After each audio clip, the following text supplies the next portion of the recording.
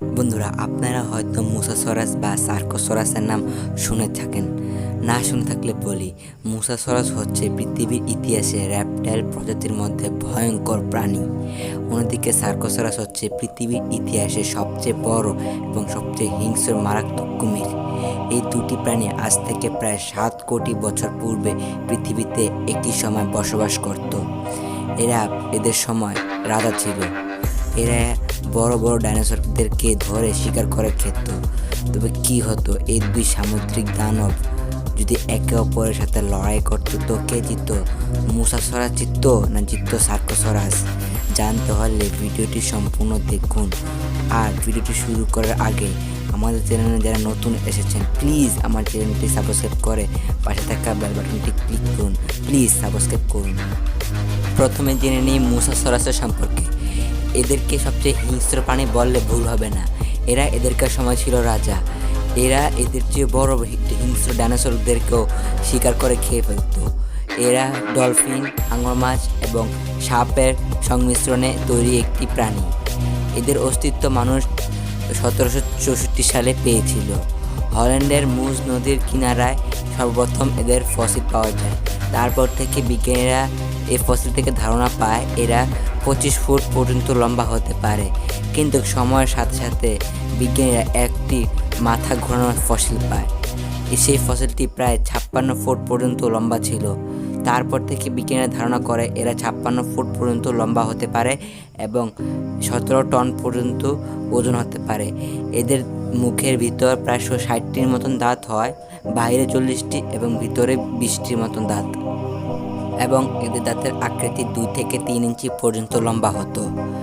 এদের কামড়ের ওজন 5.5 টন পর্যন্ত হতো এবং এরা সমুদ্রে প্রায় 30 কিলোমিটার প্রতি ঘন্টায় ছড়তে পারত। এরা আজ থেকে প্রায় 6.5 কোটি বছর পূর্বে ডাইনোসরদের যুগে হওয়া মহাপ্রলয়ে বিলুপ্ত হয়ে গেছিল। কিন্তু এখনও এদেরকে সবচেয়ে হিংস্র, সবচেয়ে মারাত্মক প্রাণীদের ধরা হয়। এখন আসে সার্কোসরাসের সম্পর্কে জেনে নেই। সার্কোসরাস ছিল সামুদ্রিক দুনিয়ার আরেকটি দানব। এরা পানিতে থাকার সাথে সাথে থাকতো ডাঙায়। এরা ডাঙায় ছিল অনেক মারাত্মক। এদেরকে পৃথিবীতে আজ পর্যন্ত পাওয়া যাওয়া সবচেয়ে হিংস্র, সবচেয়ে বড় কুমির মাছ ধরা হয়। এরা আজকের কুমির মাছের মতনই হতো, কিন্তু এরা আজকের কুমির মাছের থেকে অনেক গুণ বড় হতো। কিন্তু বর্তমানে কুমিরদের মতন ডেথ রোল এই সার্কোসরাস কুমিরটি করতে পারতো না। এটা ছিল এদের বড় ডিসঅ্যাডভান্টেজ।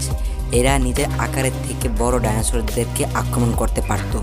সার্কোসরাসরা আকারের দিক দিয়ে প্রায় 45 ফুট পর্যন্ত লম্বা হতো, কিন্তু বিভিন্ন বিজ্ঞানীর মতে এরা 60 থেকে 80 ফুট পর্যন্ত লম্বা হতে পারে এবং এদের ওজন প্রায় 10 টন পর্যন্ত হতে পারে এবং এদের বাইট ফোর্স প্রতি স্কোয়ার ইঞ্চিতে 9 টনের মতন এবং এদের সম্পূর্ণ চোয়ালে প্রায় 132টির মতন দাঁত থাকে এবং তাদের দাঁতের আকৃতি মোটা হতো এবং কনিক্যাল হতো।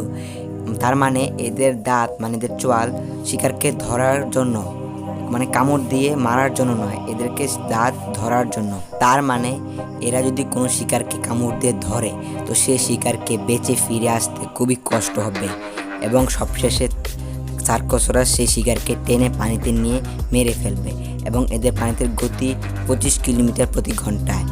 এবার আসুক, এই দুই দানবের মধ্যে যদি লড়াই হয়, মানে সার্কোসরাস এবং মুসাসরাসের মধ্যে, তো লড়াইটি সমানে সমানে হবে। যেখানে সার্কোসরাস সর্বোচ্চ 80 ফুট পর্যন্ত লম্বা হতো, অন্যদিকে মুসাসরাস সর্বোচ্চ 56 থেকে 60 ফুট পর্যন্ত লম্বা হতো এবং মুসাসরাসের ওজন সার্কোসরাসের ওজন থেকে বেশি হতো। কিন্তু মুসাসরাসের দাঁত সার্কোসরাসের দাঁতের থেকে অনেক কম হতো। তাছাড়া মুসাসরাসের দাঁতের আকৃতি 2 থেকে 3 ইঞ্চি পর্যন্ত লম্বা হতো, অন্যদিকে সার্কোসরাসের দাঁতের আকৃতি প্রায় 9 ইঞ্চি পর্যন্ত লম্বা হতো এবং মুসাসরাসের বাইট ফোর্স সার্কোসরাসের বাইট ফোর্সের থেকে কম হতো। এটা দেখে আপনারা হয়তো বুঝে গেছেন সার্কোসরাস জিতে যাবে, কিন্তু আসলে তা নয়। সামুদ্রিক যুদ্ধে সবচেয়ে গুরুত্বপূর্ণ জিনিস হচ্ছে এদের গতি। গতির দিক দিয়ে মুসাসরাস সার্কোসরাসের থেকে খুব এগিয়েছে। সার্কোসরাসের গতি কম হয়, এরা মুসাসরাস থেকে পালিয়ে কখনো বাঁচতে পারতো না।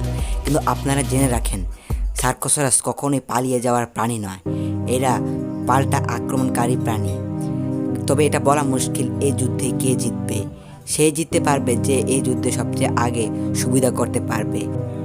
তাছাড়া মুসাসরাসের বডি এত ফ্লেক্সিবল ছিল না, কিন্তু সার্কোসরাসের বডি অনেক ফ্লেক্সিবল ছিল। তাই মুসাসরাস যখন সার্কোসরাসকে আক্রমণ করো তখন সার্কোসরাস সঙ্গে সঙ্গে বেঁচে ফ্লেক্সিবলের কারণে ঘুরে আক্রমণ করতে পারত, কিন্তু মুসাসরাস তা আক্রমণ করতে পারতো না। তাই এটা বলা মুশকিল এই যুদ্ধে কে জিতবে। আপনাদের কাছে কি মনে হয় এই যুদ্ধে কে জিতবে? নিশ্চয়ই আমার কমেন্ট বক্সে কমেন্ট করতে ভুলবেন না। তো ভিডিওটি ভালো লাগলে প্লিজ লাইক করতে ভুলবেন না, এবং আমার চ্যানেলে নতুন দর্শক হয়ে থাকলে প্লিজ সাবস্ক্রাইব করুন, আমাদেরকে সাপোর্ট করুন, আমাদেরকে সাবস্ক্রাইব করে। তো ভিডিওটি ভালো লাগে থাকলে প্লিজ লাইক করতে ভুলবেন না এবং বন্ধুদের কাছে শেয়ার করতে ভুলবেন না। ধন্যবাদ, ভালো থাকবেন, ভালো রাখবেন।